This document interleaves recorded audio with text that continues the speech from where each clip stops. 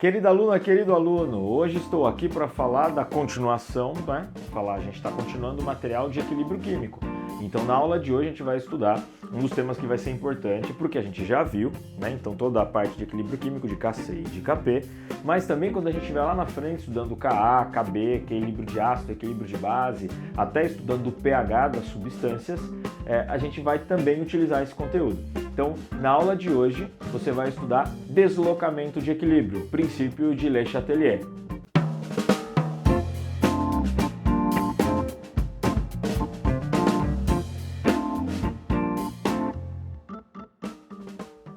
Bom, então vamos lá. Para estudar o princípio de Le Chatelier, estudar o deslocamento do equilíbrio, a gente tem que entender qual foi o conceito, né, descoberto por Le Chatelier. Acontece que eu tenho uma reação em equilíbrio, então imagina que ela já chegou no momento de equilíbrio em que V1 é igual a V2, então eu já tenho esse momento de igualdade, que foi o momento que a gente estudou até aqui. E eu tenho um fator externo vai ser colocado nessa reação. Então eu vou mudar ou temperatura, ou pressão, ou concentração. São os três fatores externos que a gente vai estudar agora na sequência. Alterando um desses fatores, o equilíbrio químico ele desloca-se para anular, né, para tentar minimizar o efeito energético desse fator. Então, por exemplo, se você aumentar um dos fatores, ele pode aumentar a velocidade 1. Então, aumentando a velocidade 1, a gente diz que o equilíbrio se desloca para a direita.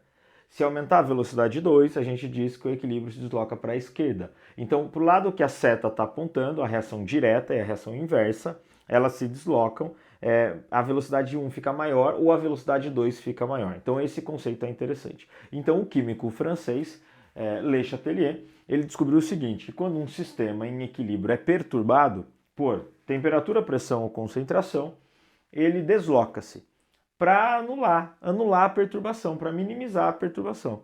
E ele vai entrar num novo equilíbrio. Às vezes num equilíbrio até num valor de K igual ao anterior, mas ele vai buscar minimizar esse efeito de energia. Então, aqui são os três fatores: temperatura, pressão e concentração. Nós vamos estudar esses três e são os únicos três que alteram o equilíbrio. Eu sei que se assemelha muito à matéria de cinética química, que temperatura, pressão, concentração, ainda tinha aquele área de contato e catalisador. Esses fatores não entram aqui. Então aqui tem temperatura, pressão, concentração. Só os três.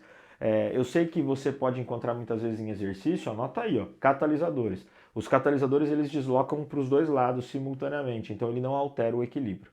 Entendeu? Então, eu preciso de um fator que desloca mais V1 ou que desloca mais V2. Vamos para o fator número 1, temperatura. Como que funciona a temperatura aqui? A temperatura. O aumento da temperatura, ele favorece a reação endotérmica. Aí surge a pergunta, que lado é endotérmico, V1 ou V2? Então, tudo depende da reação que você está trabalhando.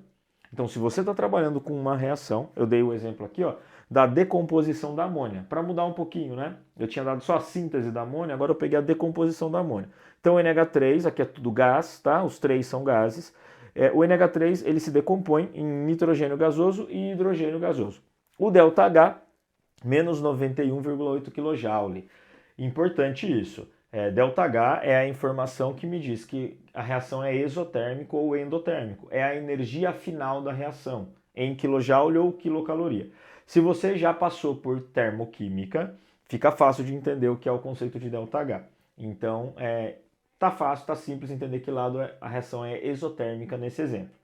Se você ainda não passou por termoquímica, sugiro que você volte algumas aulas e estude termoquímica. Procure aí, termoquímica no meu canal. Já temos aulas de toda a parte da termoquímica. Aí você vai entender o conceito de endotérmico e exotérmico.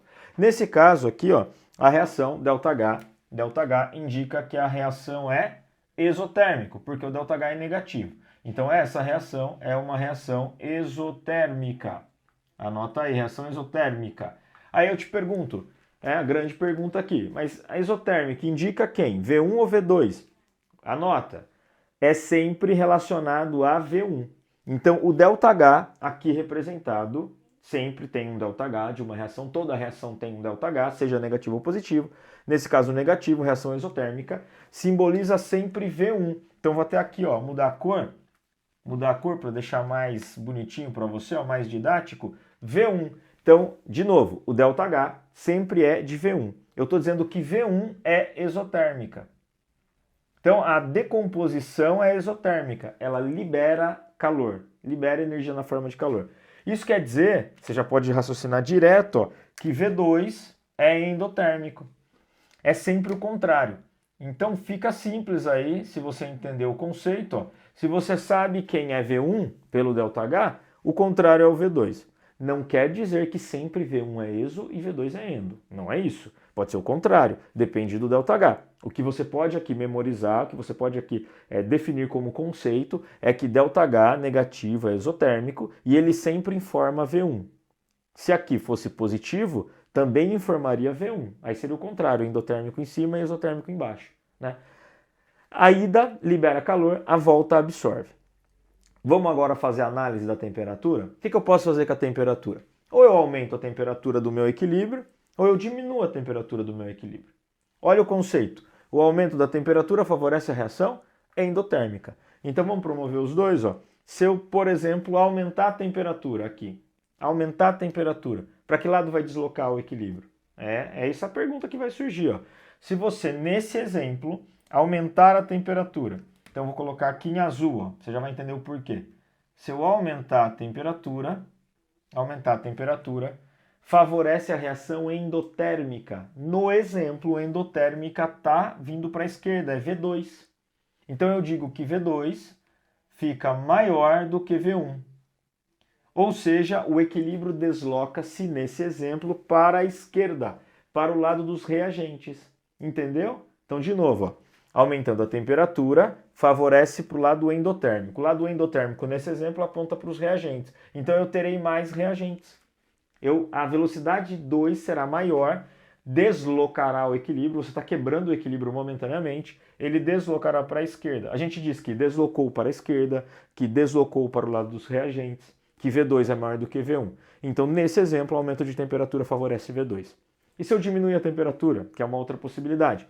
Nesse exemplo, diminuir a temperatura, você terá o deslocamento para o lado exotérmico. Então, é real o contrário aqui, né? O inverso. Aumentar a temperatura é endo, diminuir a temperatura favorece exotérmico. Então, nesse exemplo, que favorece exotérmico, desloca para a direita. Então, V1 fica maior do que V2.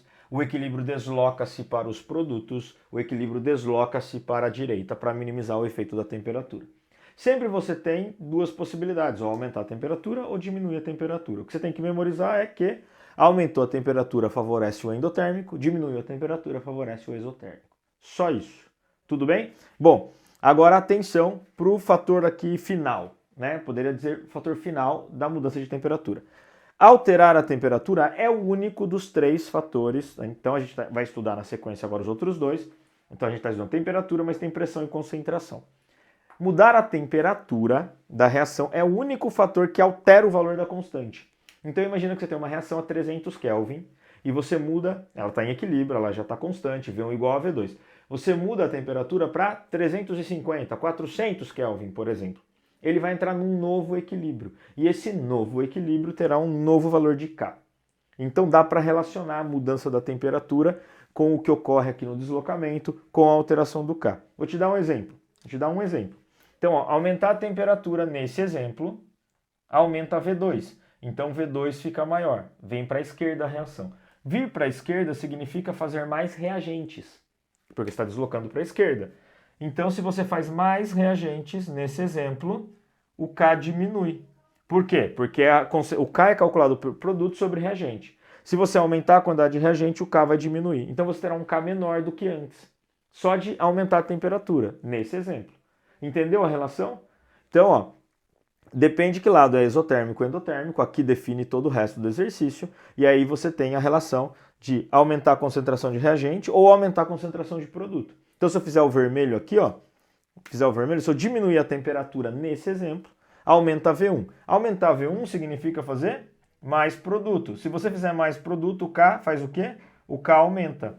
Porque o produto é diretamente proporcional ao K. O K é diretamente proporcional ao produto. Então, essas setas são sempre assim. Aumentou reagente, diminui o K. Aumentou produto, aumenta o K. E isso tem tudo a ver com a mudança de temperatura. Ok? Acompanhou até aí? Bom, então agora a gente vai para a alteração de pressão e alteração de concentração. Então fica aí, tem mais agora. Vamos lá para o quadro novo. Vamos lá então, agora os dois últimos fatores, ok? Nós vamos falar agora da pressão e da concentração, como esses dois fatores alteram o equilíbrio. Então vamos lá, pressão.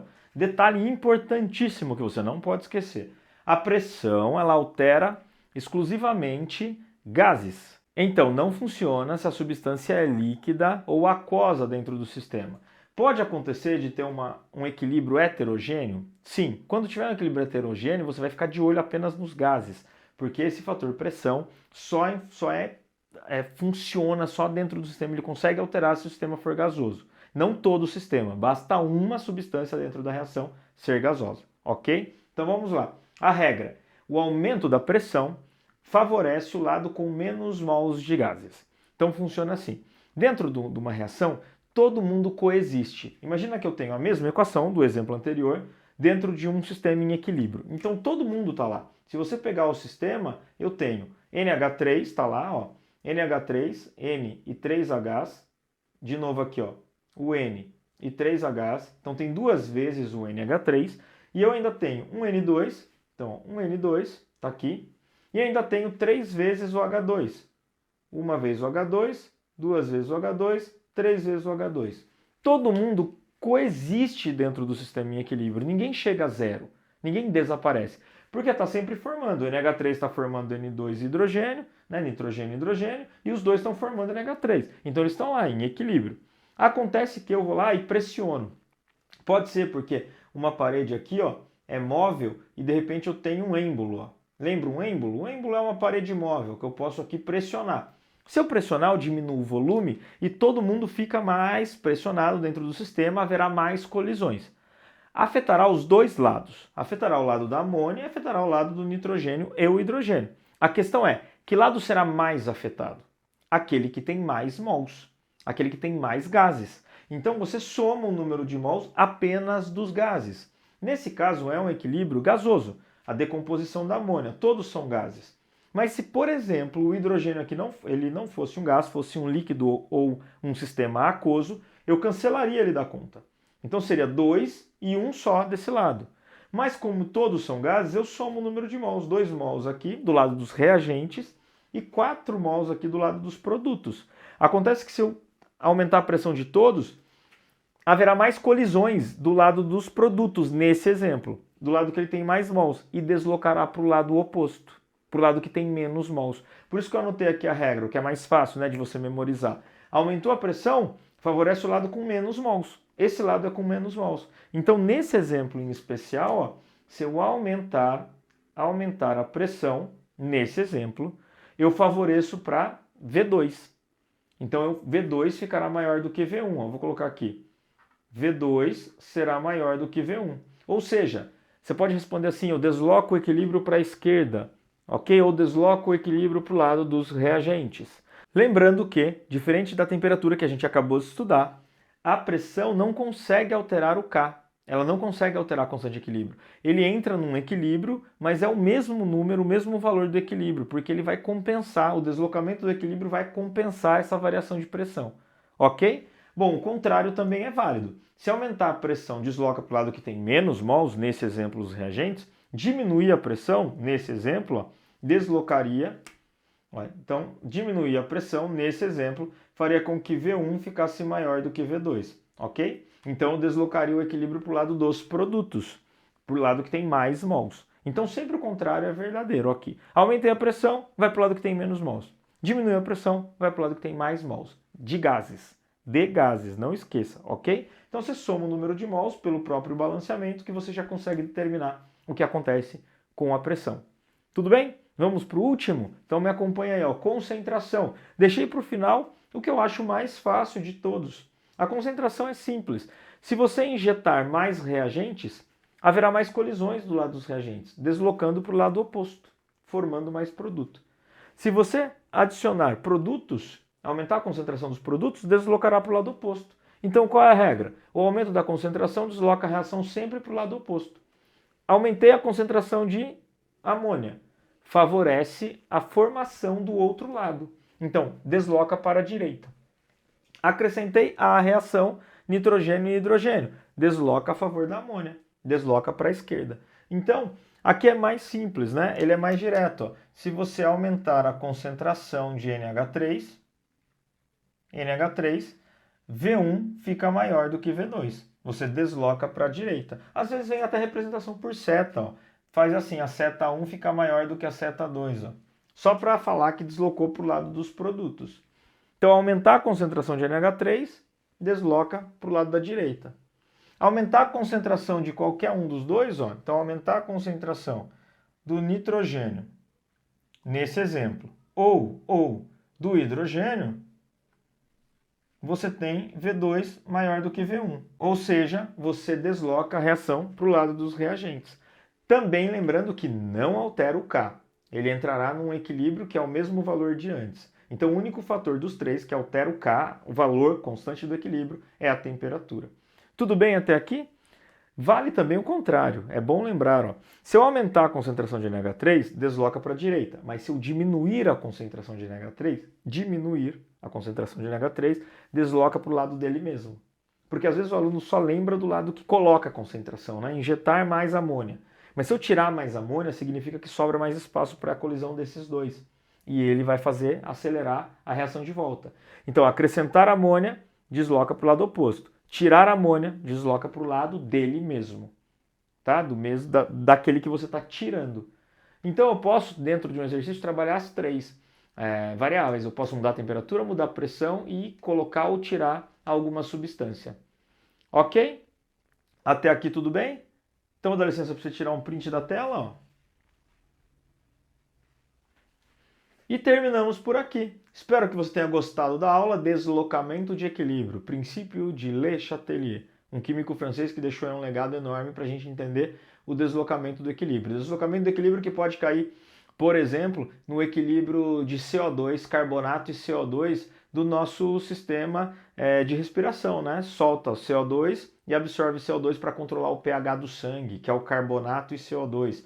Tem muito exercício no Enem falando de deslocamento do equilíbrio, falando de corais, água quente, água fria, que altera o CO2 e o carbonato e fica esse equilíbrio deslocando hora para decomposição, né, de corais, né, que tem o calcário, ou formação dos corais, dependendo se a água está quente ou está fria, que tem tudo a ver com deslocamento de equilíbrio. Então ele nos é útil para muita coisa. Ficamos por aqui, terminamos. Espero que você tenha gostado da aula. Não esquece de se inscrever no canal, deixar seu like. Um forte abraço, bons estudos e até a próxima!